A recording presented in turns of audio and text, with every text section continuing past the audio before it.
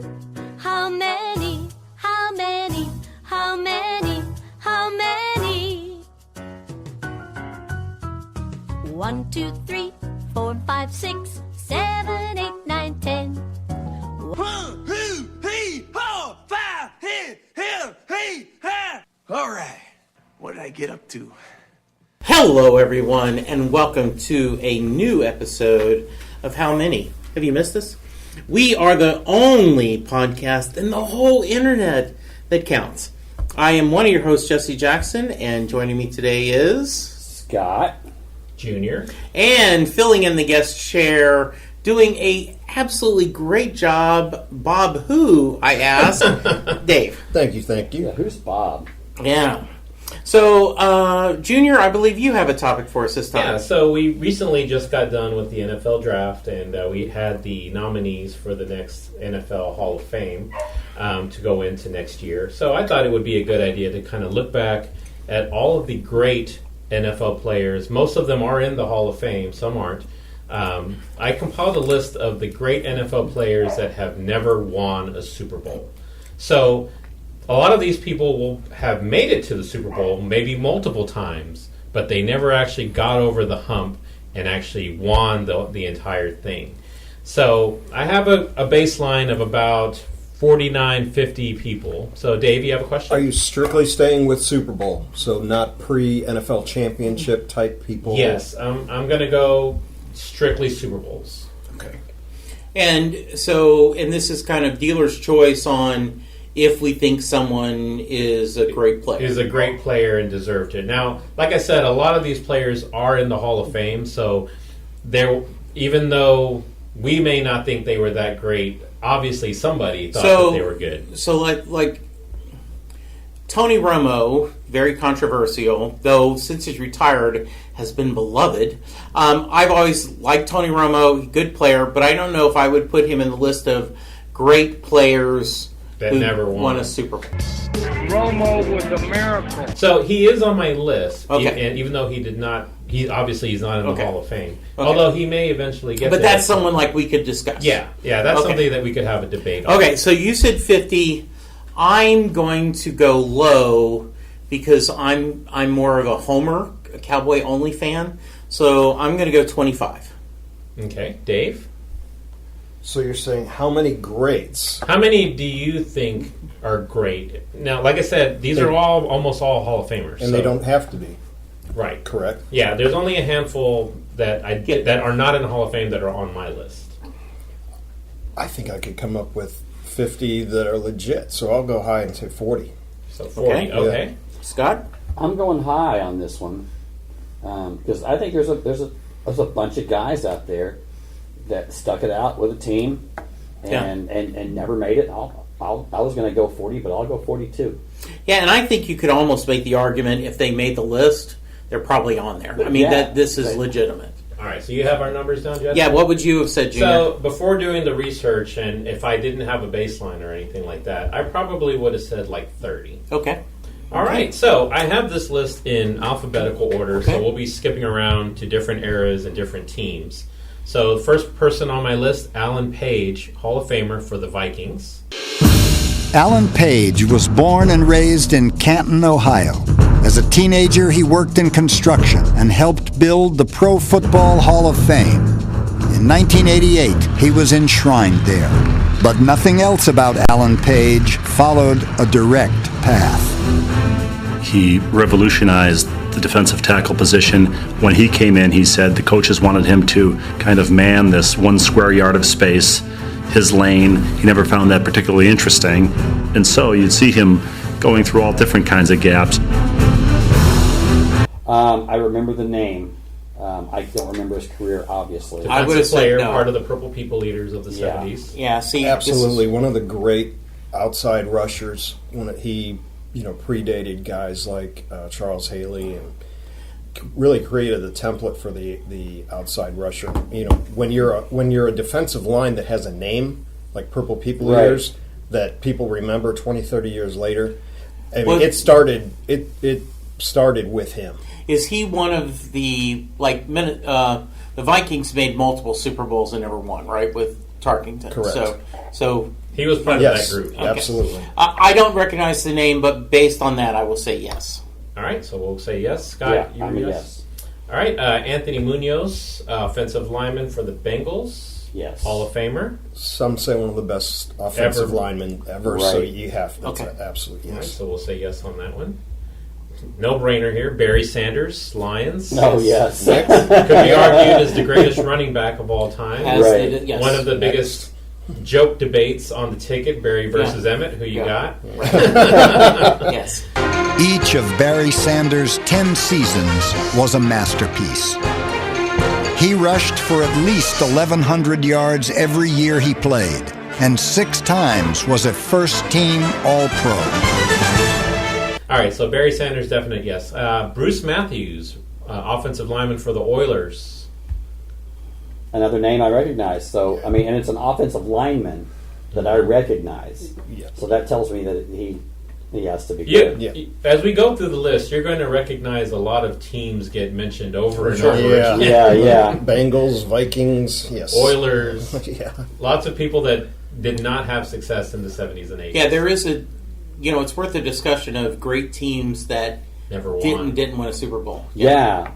And that's a whole other thing. Yeah, well, that's definite future topic. Okay. So Bruce Matthews, yes, Yes, for everybody. again. All right. Here's another easy one, I think. Bruce Smith, Yes. Buffalo Yes. Bills, made Right. it to a ton of them. Yeah. Could never get over the hump. Lost twice to the Cowboys. Right. Yeah. To the Giants on the Scott Norwood ride right. Yeah. That's a killer for them. So Bruce Smith, yes. Yeah, remember a few episodes ago we talked about what would be the one sports play if you had a redo, and Bob and I both said game 5 of the World Series. Every Buffalo fan that Sees that field goal go yeah. wide right. The quiet man of this football team, Scott Norwood. He can fire the shot heard round the world now. Snap, spot, in the air. It's got the distance. It is. No good! Good! The Giants win their second. If Yeah, they so just, like for me, it would be the 2013 NBA Finals when the Spurs lost to the Heat on Ray Allen's three-pointer in Game 6. But Right. yeah, you're right. A lot of people here will say Nelson Cruz Right. botching that play Yeah. in Game 6 of the World Series. Yeah. All right, next one, Carl Eller, Vikings, another Purple People Eater. then I got to go with it. Saying yes. Yep. All right, so we'll see. See, we're going to go 50. We haven't said no. We haven't said no to We anybody. haven't said no to anybody. We may get some debate on this one. Charlie Taylor, Redskins, wide receiver. Yeah, I'm. He is a Hall of Famer. Yes. He is, but he's one of those that has the similar numbers to like Drew Pearson. He's the lower numbers of the early 70s. So, in honor and support of Pearson, no. I say no. Screw that guy. Yeah. You don't have to twist my arm on that one. We'll say no on that. Here's another Charlie Joyner, wide receiver for the Chargers. Part of that Dan Fouts, Yes. Air Coryell attack. Yes, at one time he was the leading receiver. Till all Pearson time. gets in, I say no to every receiver. I don't think we can go that hard. Joyner was exceptional. So Dave, you're a I'm yes. strong. Scott? I don't know the name. I don't actually. I can't. I knew the name. You're. I'm a no. You're a no. I'm a no. So 2 and 2. In honor of our guest. Okay. He sounds pretty passionate about this one. I'm going to give this one a yes. Okay. Chris Dolman, Vikings. Now, he's not part of that 70s Purple People Eaters. He was part of the 90s Vikings defense that had, John Randall and people like that. Was it that iconic? The 90s? Yeah, I mean, you could make a case that he Really? maybe should not count. Were they that iconic? I mean, in the 80s and 90s, the Vikings did not really have that many great teams that just missed the cut. But you're talking about the Randall Cunningham, Randy Moss years. Well, I think Chris Dolman was maybe a little bit even earlier than that. He may have been early 90s. He was. He yeah. was. He was only there till '93. Yeah, so he was not Moss and Cunningham. no. Right. So I could see a case being made for him not to be part of this list. Okay. So Jesse, you're a no. Yep. Scott? I'm a no. He's a great player, but I'll go on the no. Yeah, I'll go with no also. Chris Carter, another Viking. I will break my no receiver Yeah, I'm rule going and yes say on Chris Carter. I mean, he was a great receiver. He's annoying on his TV show now, but I think we have to go yes on that He's one. annoying as us. Chris Carter of the Vikings has set the new NFL single-season receiving record. The only other receiver who's ever done 1,000 or more, Jerry Rice. What a catch by Carter! Throws to Carter, got it! First down! No substitute for hard work. Make some plays! Come on! What? Y'all haven't stopped us yet! Another broadcaster, Dan Deerdorf, Hall of Famer. Such a monster of a man. Yes. Good God. Yeah. I know him as a broadcaster, not a player, so whatever you guys think. Dave? Leaning lightly, yes. All right, lightly. So you're not very passionate on this. No. You know what? Just to make our numbers a little bit more legit, I'm going to go no on this. All right. Okay. Now, I think this one is a yes. Dan Fouts. Yes. Yes. Yeah. Yeah, he's a no-brainer, I think. Another no-brainer, another Dan quarterback, Dan Marino. Yes. Oh, yeah. Marino. So he's a yes. Dan Marino is once-in-a-lifetime talent. He had this massive arm, the quickest release. Plus, Dan was cool. He had the hair, he had the tan. Just always looked like he came off the beach to throw a touchdown. Marino had the 2-minute magic that ranked right with the great Montana and Elway. 30 seconds to go. I believe Marino is saying I'm going to spike it. Marino, he throws to the side. Touchdown, Dolphins! Flame burns inside that man, Dan Marino. Here's one that's part of another one of those great defensive lines from the 70s. Deacon Jones, the Rams. Yes. I think they were nicknamed like the Fearsome Foursome or something like that. Yes. That's an iconic player. Inventor of the head slap, right? Correct. Yeah. When it was legal. When it was legal. Now you can't get away with that one anymore. Many of Jones's fierce rushes to the quarterback were aided by his use of the head slap, a technique the league ultimately outlawed. The head slap was to do two purposes. One was to give myself an initial head start on the pass rush. In other words, an extra step. Because anytime you go upside a man's head, then they have a tendency to blink their eyes or close their eyes, and that was all I needed. Gale Sears had a statement out that all he needed was 16 inches. Well, all I needed was a blink of the old eyes, and I was by you. Now, here's one that had a great career, but unfortunately died before he could really finish it out.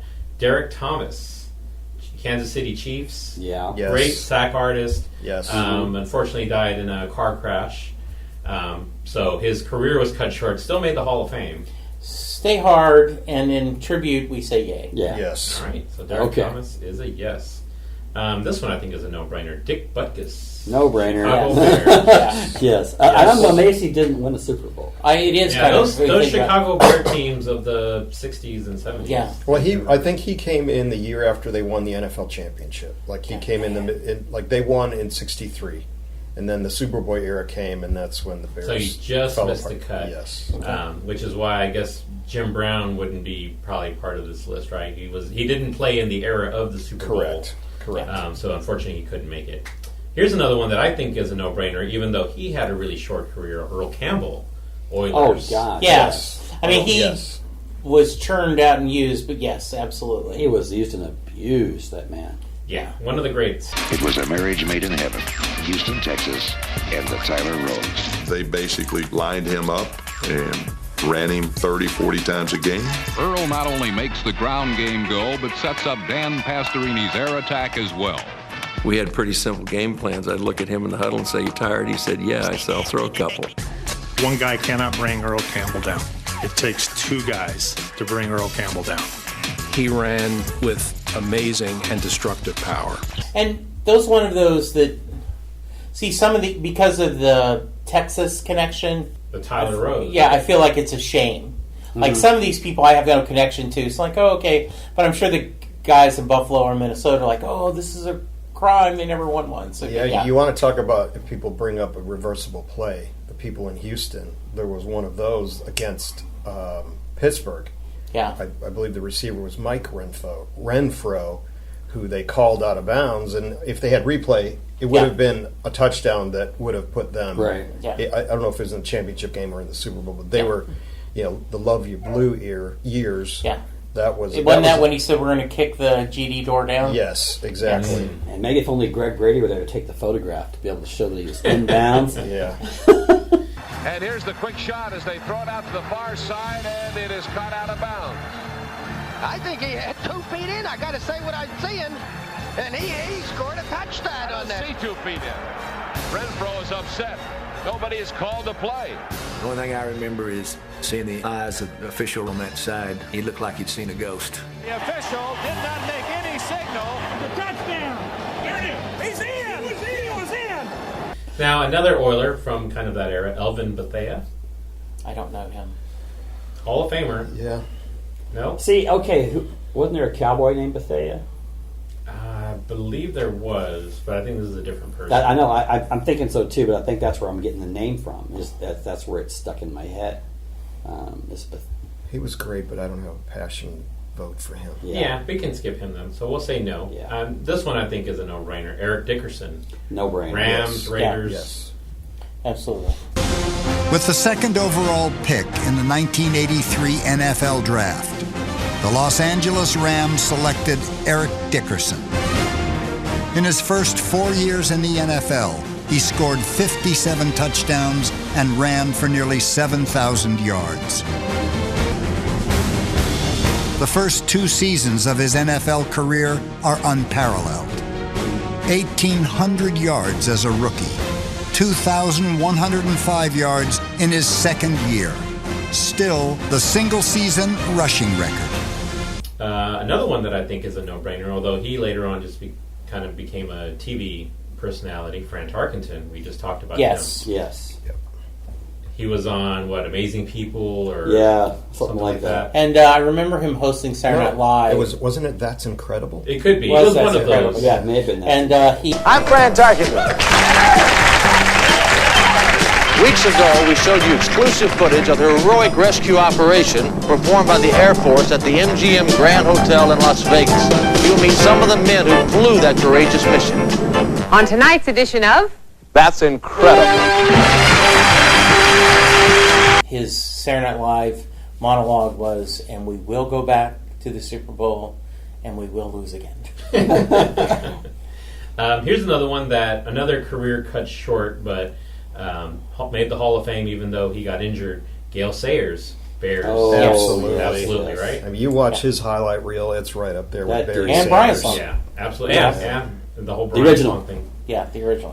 In 1971, Billy D. Williams played the role of Gail Sayers in the critically acclaimed film Brian's Song, the inspiring true story of the friendship between Sayers and teammate Brian Piccolo, who is dying of cancer. It's a classic. People, even today, remember the performance. I was always, quietly watching Gail, trying to pick up certain idiosyncrasies. I always sort of equated his running style to ballet. Give me 18 inches of daylight. That's all I need. Here's a couple of Ram linemen. Jack Youngblood. Yeah. Mm-hmm. Yeah, I would say yes on that one. Yes. And Jackie Slater. Yes, offensively dominant. Yes. Offensive lineman. Yep. All right, so here's one that will hurt Cowboy fans. Even though he didn't play his whole career with the Cowboys, he is a Hall of Famer, Jackie Smith. Oh, I love the guy, though, man, so much. I had heard he was. I remember. This is a funny story. I was in college when this happened, and one of my teachers talked about his family was friends with him, and just he never missed. He never missed a catch, and just to see that just broke his heart. Yeah, and it's. I think probably he has looked at that catch as being the definition of his career, which is terrible. That's the first thing I think of. And that's what his name some comes people up. think of that. Yeah. When he was such a solid, reliable receiver for years and years and years and years, and he dropped one pass, and it was the pass. It's 3rd down and 3, Dallas at the Pittsburgh 10. Roger back to throw, has a man open in the end zone, caught, touchdown, drop! Dropped in the end zone, Jackie Smith all by himself. Oh, bless his heart, he's got to be the sickest man in America. Oh, Jackie was so wide open in the end zone, it was incredible. And he could not hang on to the ball. A catch by Smith would have tied the score. Instead, Dallas had to settle for a field goal and trailed Pittsburgh by 4 points at the end of the 3rd quarter. And Roger says, I threw him a little off, and because Roger's a great guy. I say yes because... he did have to slide to get it, but... I say yes. Right in his hands. I give it to him. Yeah. All right, so he's a yes. James Lofton played with the Packers, played with the Raiders, played with the Bills. Mm-hmm. He was on those Bills teams that lost the Super Bowl 4 times. Right. You guys That's where I know him, yeah. Very easily could have been on a winning team. Yes. Another Bill, Jim Kelly. I think that's Jim Kelly, no doubt. K-gun offense. 1990, you kind of got a feeling early in the season that this was going to be their year. They found something that other teams couldn't defend. In the no-huddle offense, Kelly to throw again. And it is hot! The NFL was left flat-footed by Buffalo's K-gun offense. And I know the Raiders can poo-poo this no-huddle offense, but they've never seen it the way the Bills run it. They just set an offensive pace that made it very hard for defenses to play against. The Bills have done it again! And they had the personnel to make it work. Jim Kelly was a real forceful leader. Stick with it, we're going to get him, we're going to get him. Here's one that's a more recent one. Joe Thomas, who recently retired, offensive lineman for the Browns. Don't know the name. He's actually not in the Hall of Fame yet, but he will be. He will be. And, if you can make a dominant career during some of the worst seasons ever for Cleveland, I mean, he was on teams that won 1 game, 2 games, and they're still saying no doubt Hall of Fame. That's an impressive. Yes, that is very impressive. Well-spoken. We need to put you in the Hall of Fame discussion. You're making the case. That's a very solid case. Yes. Okay. Yes. Okay. Dave. We will relent. Dave, convinced us. Here's another offensive lineman that unfortunately played in an era where the Patriots were not that great. John Hanna. He did make it to 1 Super Bowl, but fortunately they got drilled by the Bears. Yes. But he was another one of those great offensive linemen that, for the most part, his teams were not good enough to ever get that far in the playoffs. If you want to see some great battles, he and Randy White. There are some epic times. I mean, they didn't play each other a lot, obviously, New England and Dallas, but when they did, what a combination of pure force meeting pure force. I mean, Hanna was huge for his time. Hanna was special, no doubt. So you're a yes. Strongly. Scott? Yeah, I'm a yes. I'm going to go yes. All right. Here's another John, defensive lineman for the Vikings, John Randall. We talked about him a little while ago, too. Defensive tackle mainly, right? Mm-hmm. I don't recognize. He's a Hall of Famer. Yeah, he had that really dark, eye. Oh, that guy. Okay. He knew karate. He would bring it down. He would do like karate moves on the sideline. He was a 90s, early 2000s Viking. He played on that team that had Randall Cunningham, Randy Moss in 97. I remember He was a scary rusher. I mean, if you were playing his teams, you knew that was a guy that was going to have an impact. He's a guy that'll eat you. No question. So, Dave, you're a yes? Yes. Scott? I will give it a yes now because I remember who he is. Jesse? Yeah, I'll go with yes. He had the Bryce Harper paint before Bryce Harper did. Right. People just used to have the black, and then he would smear it down. Yeah, kind of almost like a Kiss makeup. Right. Yeah. Safeties aren't the only hitters. Big guys like crazy man sackmaster John Randall laid blows from 1990 to 2003. I hated playing against John Randall. I'll kick your whole family's. We could not block him. 1-on-1, he would beat the guy every time. Okay, so here's one that this guy played on a San Diego team that didn't have a lot of success, except for that one year they went to the Super Bowl and got drilled by the 49ers. Then, unfortunately, after his career, committed suicide, but he's still in the Hall of Fame, Junior Seau. Most of his career is with the Chargers. He did have that one stint with the Patriots where he was on the team that went to a Super Bowl, was unfortunately one of the ones that went up against the Giants and Eli Manning. So he was not able to ever capture that ring. I'm going to say yes. Yeah, I would say yes. All right. Here's another Charger, but in the Dan Fouts era, Kellen Winslow, father of Kellen Winslow Jr., who has had a very entertaining career and a lot of legal issues there. But the original Kellen Winslow was a great tight end. He's kind of redefined the position. I mean, he had he had the kind of the in between body, of a wide receiver and a tight end, and he brought pass catching to the tight end position in a way that few others before him had. All right, so you're a yes, Dave. I'm a yes. Yeah. Scott's a yes. Jesse? Yes. And I will say yes. Kellen Winslow's athleticism was on full display in the Epic in Miami. On top of having 13 receptions for 166 yards and 1 touchdown, Winslow's total effort included his block of a potential game-winning field goal in the final seconds of the fourth quarter. The Dolphin game stands as Winslow's signature moment. Of greater impact was his role in advancing the possibilities of the passing game. One reason today's NFL looks the way it does is because Winslow's skills took the tight end position to heights it had never been. Here's another Oiler back in the Love You Blue era, Ken Houston. Didn't see him play enough. Definitely familiar with his numbers. Don't remember him. Sounds like a lot of on the fence here. You may be looking at a no, one of the rare I'm no's. looking at a no. We're looking at a no. Just because I've given so many yeses, unfortunately. All right, so we'll say no on that one. Here's one that I think is a no-brainer. Local TCU graduate, LaDainian Tomlinson. Yes.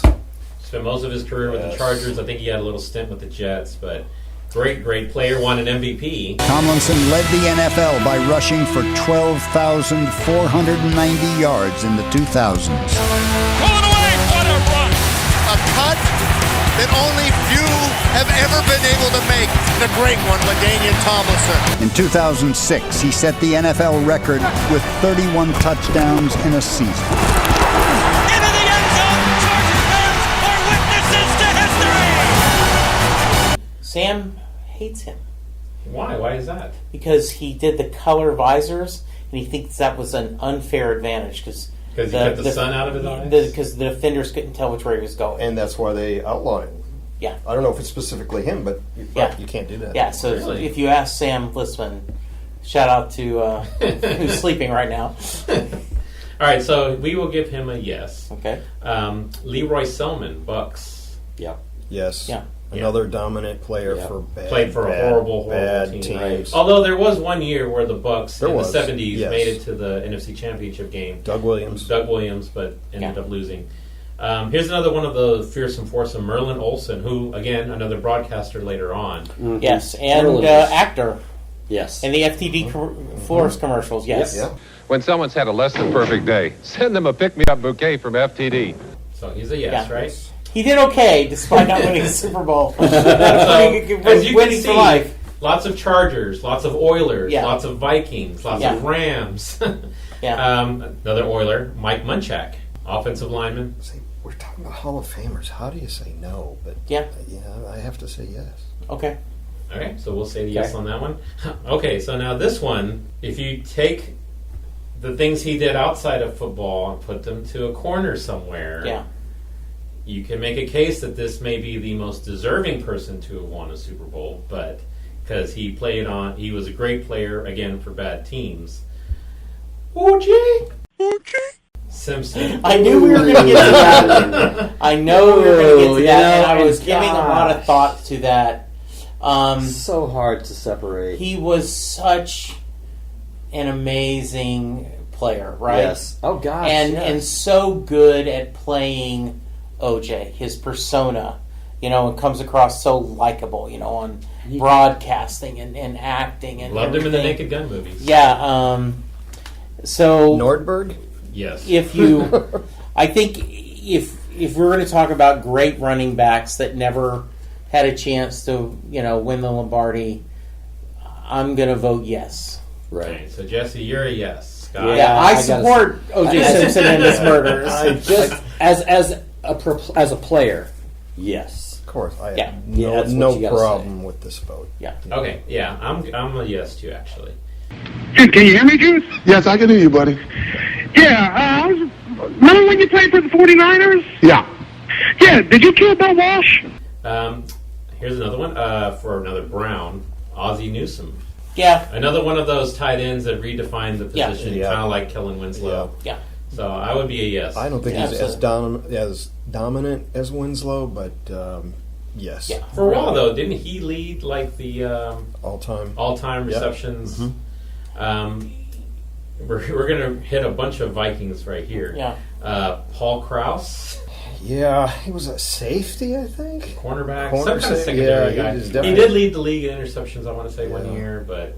Well, I'm going to vote no because you guys didn't immediately. I mean, I'm kind of using Dave as my barometer. Dave's initial reaction. Yeah, because, when Dave says yes, and then I'm immediately okay. So... Okay, all the damn Vikings you have that burden. Will be very unhappy with yes. our vote there. Sorry, Paul. VIKINGS. Go Vikings. Keep Randy Moss or trade him for Philip Buchanan and a number 1 to the Raiders, but just don't trade him in the conference. Go Vikings. Randall McDaniel, offensive lineman for the Vikings. Don't know the name. I knew him. He was a 90s offensive lineman, dominant for his time. But you don't have to twist my arm to not include him. Okay. But this one, I think, this Viking we do have to include. An amazing career, even though some of it was controversial, went to multiple teams. Randy Moss. Yeah. No doubt. Yeah, I mean... No doubt. See, I thought you were going to go, obviously OJ's the difference, but, I was thinking, T.O., and Randy Moss, and these possibly see later that you can.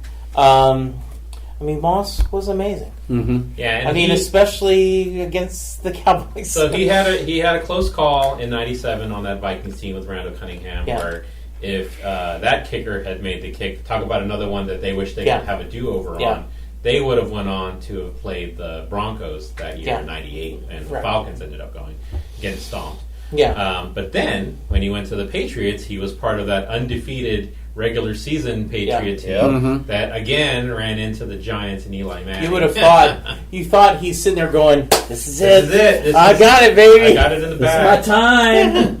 Okay. So, but he's a yes. With the Vikings, Randy Moss set a rookie record for touchdown receptions with 17. Bomb downfield to Moss. Down there, juggles in. Touchdown! 9 years later with the Patriots, he set the all-time single-season mark with 23. Throughout his career, he was always considered one of the league's most dangerous weapons, but also one of its most explosive personalities. Sonny Jurgensen, Redskins. Yes, I recognize that name, absolutely. All right. I would have thought he would have won some. Now, here's another one that I am kind of seeing a trend. There is a lot of receivers here that are on this list that at one time held the most receptions all time. Steve Largent, Seahawks. Mm-hmm. Yeah. I mean, it's hard to argue against somebody that had the all-time lead in receptions at any point in their career. Absolutely. Yeah, I agree. Yeah, and for an expansion team. Yeah. In the 70s. Yep. Such awful uniforms, but... Yeah. So one we had kind of just discussed a minute ago, Terrell Owens, T.O., 49ers, Eagles, Cowboys. So on the 49ers teams, he didn't really get that close. But on the Eagles, he actually made it to a Super Bowl. Unfortunately, lost to the Patriots. I think he played on a broken leg. Broken leg. Yeah, and you have to take the drama off the, that's my quarterback, and get your popcorn ready, and it's my team. It's my quarterback. And if you guys do that, man, it's unfair. All the drama and craziness and, just one of those typical bad, great wide receivers that are horrible in the locker room. He's an a-hole. And so, but one of those wide receiver divas that he isn't someone I would never say it's a shame T.O. never won a Super Bowl. I would say it's a shame Jim Kelly never won a Super Bowl. Correct. Now, but I would never say that. Now, just thinking about wide receiver divas and how that kind of became popular in the 2000s, one, I just realized that's not on this list. Calvin Johnson is not on this list. Now, he's not a Hall of Famer. Really? Yeah. But, I mean, there was a period of time where he was one of the most dominant receivers. He seemed like he had hands that were just this big that he could just reach up and... Let's give them both a thumbs up, I think. Big hands, big man. But what impresses peers the most about Johnson's body is how he controls it. To be that big and have that type of body mobility like he does, making those catches and twisting and turning like that, definitely an attribute that any receiver would like to have.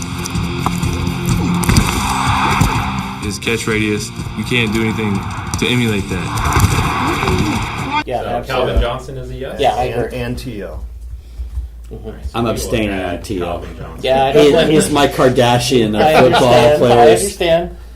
So another Buffalo Bill that unfortunately was part of that 4 Super Bowl losing streak, Thurman Thomas. Yes. Yep.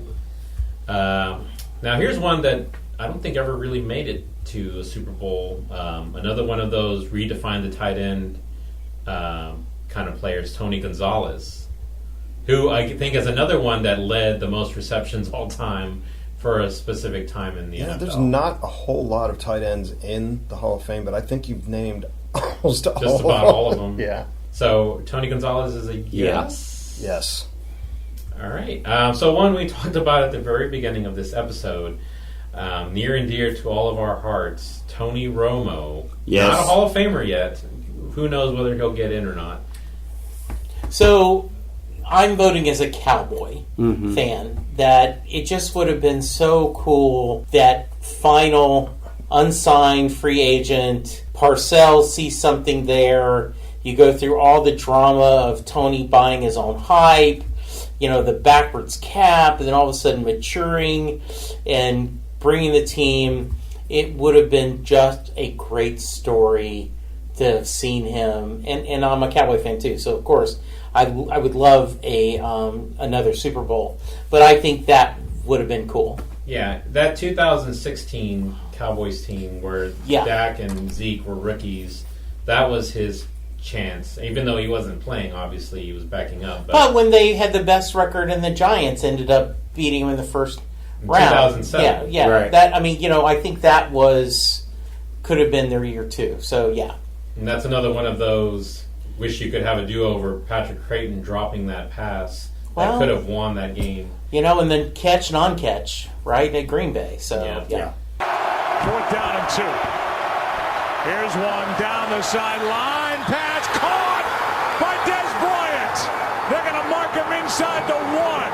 And a brilliant catch by number 88. That was up for grabs, and Des Bryant went up and grabbed it.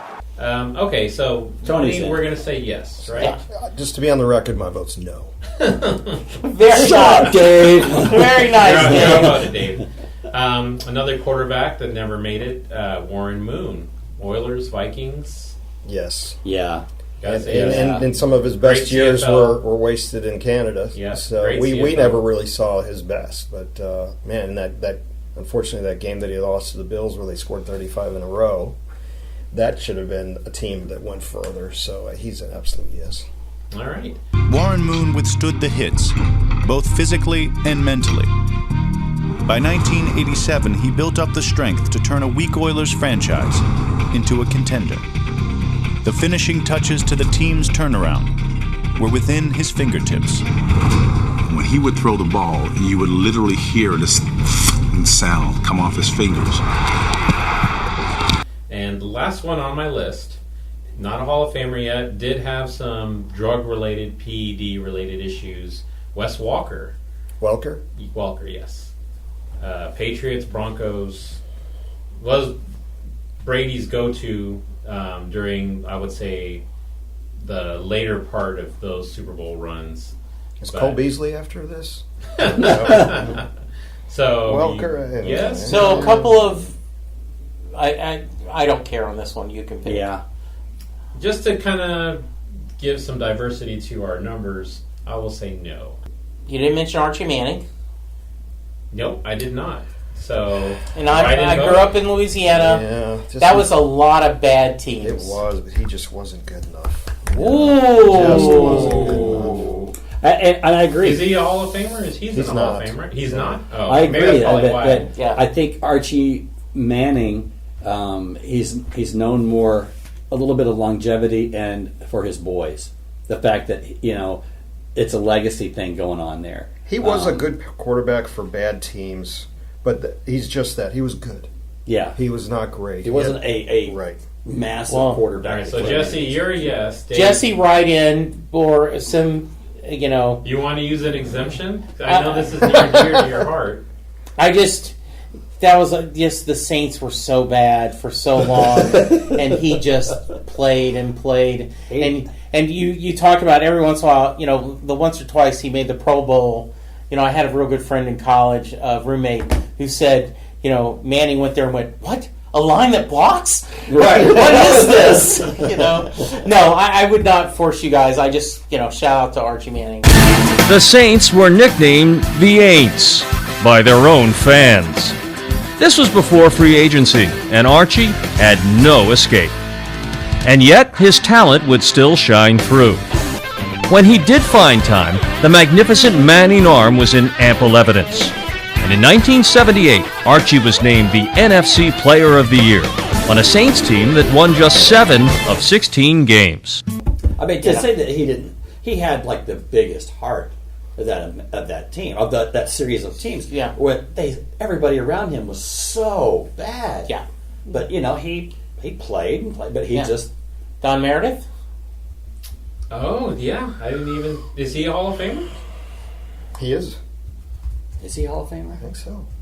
He's a Ring of Honor for sure. He's a Ring of Honor, I know that, yeah. Okay, so that's a write-in. Jesse, are you a yes? Oh, yeah. I'm done. Das Cowboy, hell yeah. Yeah. Turn out the lights, the party's over. They say that all good things must end. Call it a night, the party's over. And tomorrow and next year starts the same old thing again.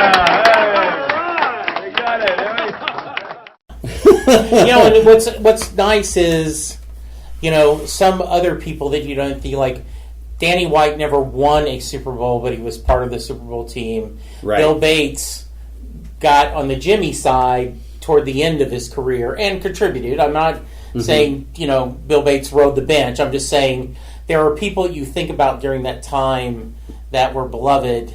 We can go through dozens of Rangers that have never been won a World Series that we beloved. But that was the only two I could think of right now. Do you guys have any others? Yeah, do you guys have any other write-ins? Jason Taylor? Dolphins? Yeah, I don't think he ever won anything. Is he in the Hall of Fame? I think he just recently got in, right? Last year, yeah. Okay. I don't know. I can't speak. He was a defensive end for mainly with the Dolphins. Right. He was a great pass rusher. Right. And another one would be another Hall of Famer, Aeneas Williams, cornerback for the Cardinals. Yeah, that one is. I'm a little lukewarm on that. That's fine. Brian Dawkins. I was trying to think of any other the Eagles quarterbacks that were significant. That Boomer Esiason got there and lost. Not really a Hall of Fame caliber player, right? I would be lukewarm on him. Okay. Anybody else? Any other write-ins? I can't think of anything. Kevin Green. The Rams and Steelers. Yes, and Panthers. And he wasn't on that Steelers team. I guess Bobby Hebert. Just I liked Bobby Hebert. Bobby Hebert was the Cajun Cannon. Like that whole linebacking core, Ricky Jackson, when they Mills, when they interviewed him, when the Saints won the Super Bowl, and they talked about him screaming, yelling. He says, "I just get when the defense scores is what makes me crazy because the odds are if the defense scores, that's a long way toward a win." And he says, so that's when, because they were playing him getting crazy in the booth. So, yeah. So right. For our write-ins, we said Calvin Johnson, yes. Archie Manning, no, unfortunately, for Jesse. Don Meredith, yes. Jason Taylor, yes. He even had to live through Katrina, you guys are getting Aeneas Williams, no. Okay. The anus. Man, the anus was on him. He should have moved. The anus? The anus. I hate it. I hate it. I don't think so. All right, so to remind us, Scott said 42, Dave said 40, Junior said 30, and I said 25. Our number is 44 yeses. Yes! All right, Scott. So Scott Yes. wins the Showcase Showdown. All right. Yeah. All right. All right. So, hey, fun discussion. You know, we're excited. Just as a tail end, they announced today that Jerry Fraley died. Yeah. And their Twitter is talking a lot about it. He is a local writer, 2-year battle of cancer, known for everything. But I did want to read this. Someone said that when the Rangers were going to the World Series the first time, and they got it on a strikeout of Alex Rodriguez, and Jerry Fraley looked over and says, the Rangers were always hoping that Alex Rodriguez will get into the World Series, and now he has. Move to the ninth, Neftali Felice in, 2 out. A former Ranger, A-Rod, stands in his way. Felice the high set. Here comes the pitch. Breaking ball, strike three call! The Rangers are going to the World Series! So stay hard, Jerry Fraley. He was great hard. on the ticket Stay hard, and great writer. All right, I am Jesse Jackson. You can find me on Twitter at Jesse Jackson DFW. You can find me, Junior, at Mexican_Junior. You can email the podcast, howmanypodcasts@gmail.com. You can also check out our YouTube channel. Scott? Scott, at Scott_Matula on the Twitter. And thank you again, Scott, for hosting us. I was about to say in your lovely house. Scott had delicious muffins, homemade muffins. He gave us a skin show that we won't talk about. And hey, Dave, you did wonderful. I hope you had fun filling in. Absolutely. Dave Slipka, DSLIEPKA. All right. So, hey, thanks for listening. Go to iTunes, rate and review us. I don't think we have but like 3 ratings, so if we some of them are written by me. Yes, and us, yes. Our show. So, hey, if you guys could go in there and give us a rating, that would really appreciate it. Subscribe to the podcast, and we appreciate it. All right. And YouTube. We have the YouTube channel. Feel free to subscribe. Yes. I think we have 1 whole subscriber right now. So and your opportunity to double it. Yes. Yes. And coming up soon, I hear Junior's working on another karaoke episode. Yes. At some point, we will have a second part of our karaoke series where we just take all of the different times that me and Bob and all of us tried to go ahead and sing along with whatever was being discussed. So we'll compile that at some point. And please email us with what a topic you'd like us to cover. We'll give you a shout out during the episode because we're always looking for material. For now, thank you guys. Talk to you soon. It was a game a handful of spectators came to see. A tug of war, 22 nameless men grappling in the mud. They called it pro football. It starts with a whistle and ends with a gun. 60 minutes of close inaction from kickoff to touchdown. This is pro football, the sport of our time. The men who play it are the best there are. Disciplined professionals who perform on a stage 100 yards long. For the audience crowding the stands, the drama begins with a slap of leather and the song of Men in Motion. But for 1,500 professional football players, it begins in the relentless heat of midsummer.